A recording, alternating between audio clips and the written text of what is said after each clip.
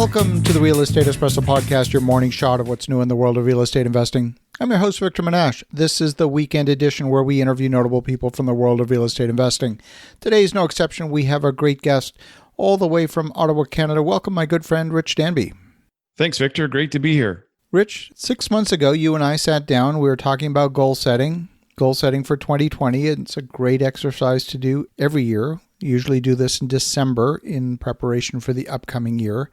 And I don't care who you are, but if you had plans for 2020, chances are they haven't quite turned out the way you planned. Is that the case for you? Absolutely. I think that's the case for everybody, my friend. Absolutely. Absolutely. So when you couldn't do what you planned to do, what did you do instead? Well, you know what, Victor? I saw this as a massive opportunity. I saw it for myself as a season of learning rather than hustle, go try to make deals happen and do all the normal stuff that I was doing. You know, often there's so many books that I've owned that I've bought long time ago. I haven't had a chance to read. And there were just things within the way that I was doing things in my business. I know what my weaknesses are, and I know some of the areas that I could have worked on.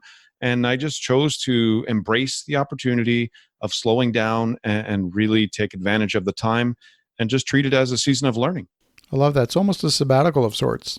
Yeah, exactly. And you know what? It's really, what was really great about it was that my phone wasn't ringing nonstop. My email wasn't packing itself like it normally does. So it kind of felt like, you know, my morning routine is to wake up super early. And I love doing that because nobody is interrupting me during that time. So I felt like during COVID-19 and during this break that we've had, that I've actually had more of a break than normal to actually get focused on some of the stuff that I need to do. When you exercise, when you go to the gym, you're not strengthening those muscles when you're actually doing push-ups or you're doing a bench press. The strengthening happens during the recovery period. And the same thing happens when you are taking some time off. The strengthening happens during recovery. What's that been like for you? Do you feel like you've come out of this period stronger than when you went in? Truthfully, yes. And I know that, you know, it's like, wow, that's, I wish everybody could say that, but that's, in my case, it is the situation. But part of it was my strategy was to slow things down a little bit anyway, because I had planned to make some adjustments in my business and just taking on new things and new challenges that I wanted to work on. So the timing really worked out well in that regard. But I feel like now the momentum from it all, specifically, like, you know, we talked about planning and, you know, people, you mentioned December and that's the time to do it. Absolutely. But, you know, it's many people get so stuck in the working in the business rather than working on the business.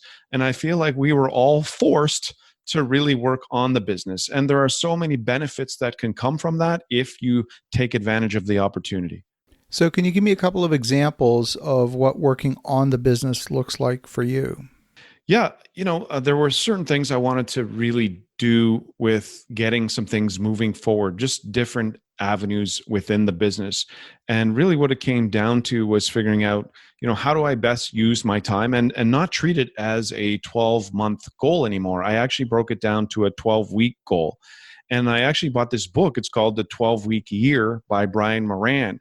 And after I read the book, I thought, well, this is absolutely perfect and it's an amazing time to apply it. And then I went online and discovered that I could buy some software that is available for it. I think it's like $2.99 for a year or something like that. And the software measures everything that you're doing and really helps you set up goals in a way that I've never done previously.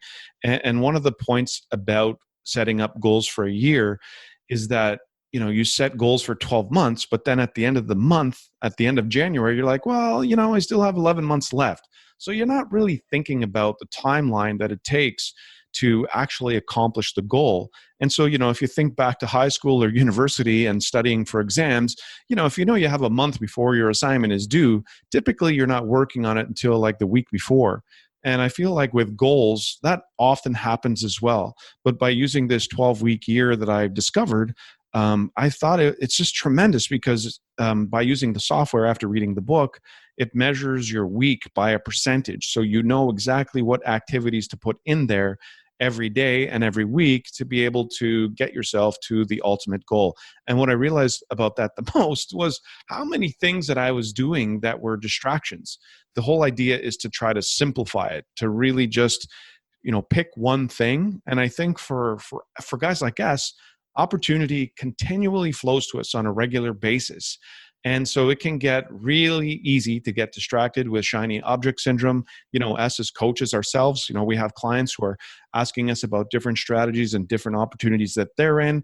And you're like, well, that's something I that's new to me, or I don't know very much about.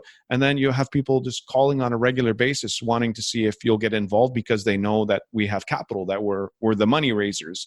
So they're constantly bringing their deals and opportunities. So having this opportunity and specifically applying the 12-week year, I feel was a really good way to, figure out how to just get through the next few months.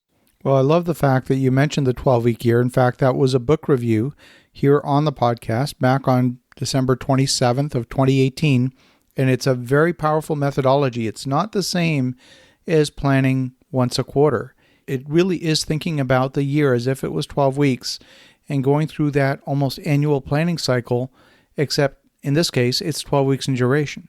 Yeah, absolutely. And I feel like, when you're setting goals for 12 weeks, you really start realizing how you're spending your time. And especially because the software that's available with it measures what you're doing with your time, that really shines a big light on it. And I feel for me, I really can get distracted easily because of all of the opportunities that flow to me.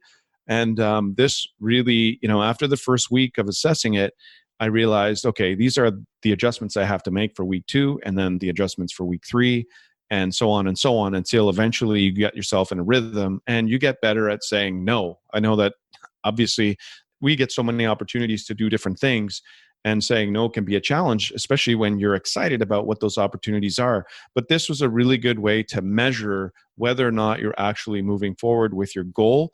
And you can attach a dollar figure to it as well, which is really making it extremely measurable. Yeah, I love that. I love that. One of the things that I'm certainly looking at right now, we are clearly in transition in the economy. We're in transition with the pandemic. Some economies are opening up. Others are closing down again because they've got a new outbreak. It's a very unpredictable time. And because of that, I think it actually makes a lot of sense to be planning fairly close in. Now, in my case, we've been extremely active with deals. Now, during the height of the pandemic, we were very focused on making sure that we were putting out what I'll call some brush fires, making sure that our investors were protected, making sure we had adequate cash reserves and all of that sort of thing. We weren't looking at any new opportunities, but since then, we've actually started to get very active on a number of new opportunities, and it's really one of the busiest times we've had that I can ever remember.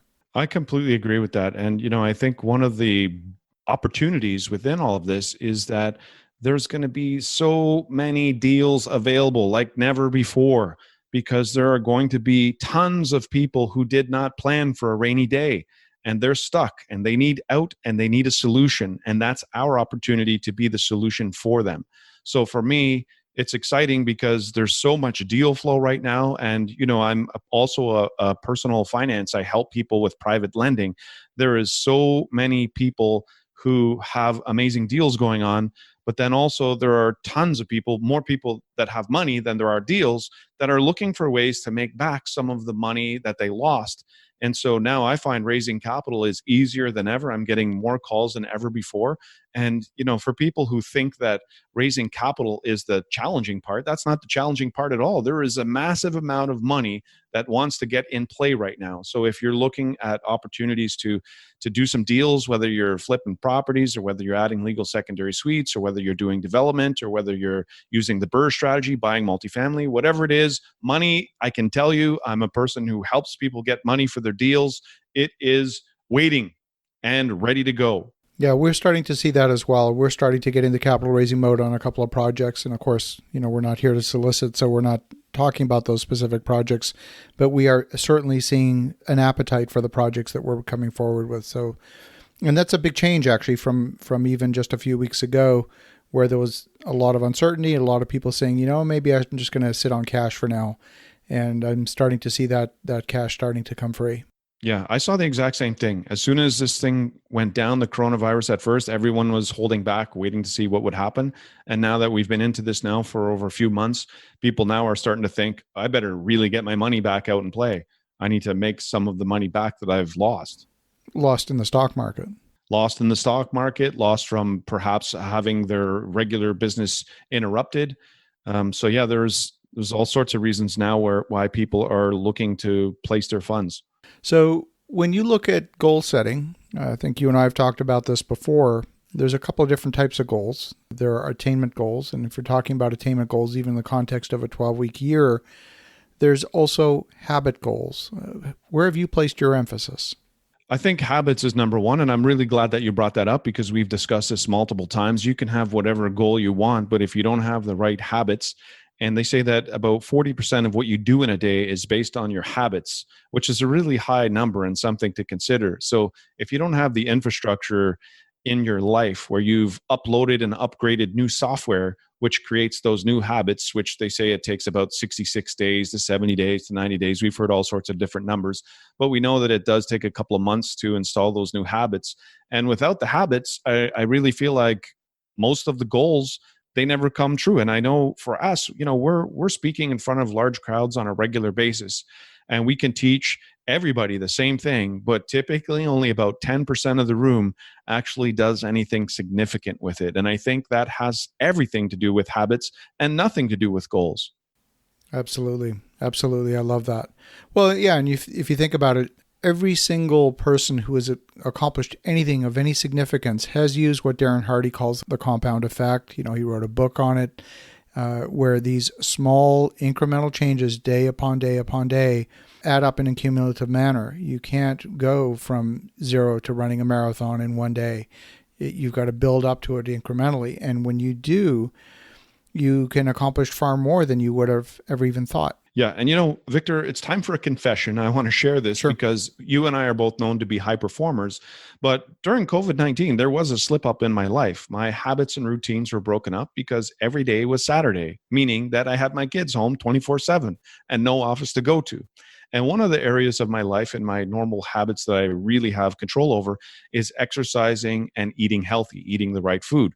But with my gym being closed down and also with my fridge being here 24 hours a day, I found myself slipping. So one of the things I did to fix that was I created some accountability for myself. I told a friend who I highly respect, he is a very high performer, and I asked for help. And then I just sent out a message to people as part of a Facebook group that I'm part of to let them know that I was going through this. So the reason I share that story is because success and habits are a switch. It's not a dial. And there are going to be times where you slip and fall. There will be times where it might be one day. There are times it might be 1 week. There are times it might be 1 month.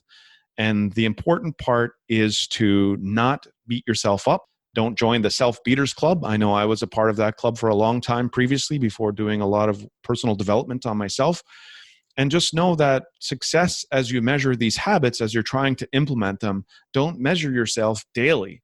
Measure yourself weekly, measure yourself monthly, and just set up routines that are helping you see the positive in what you're doing. Focus on the gratitude, the appreciation, and the progress. And try not to focus on too much what you're doing wrong, because that can actually work against you rather than for you. I love it. Well, Rich, if folks want to learn more, if they want to get in touch, what's the best way? Yeah, they could just send me an email at rich@richdanby.com. Terrific. Well, for the listeners at home, definitely reach out to Rich at richdanby.com. That's RICHDANBY.com. In the meantime, have an awesome rest of your weekend. Go make some great things happen. We'll talk to you again tomorrow.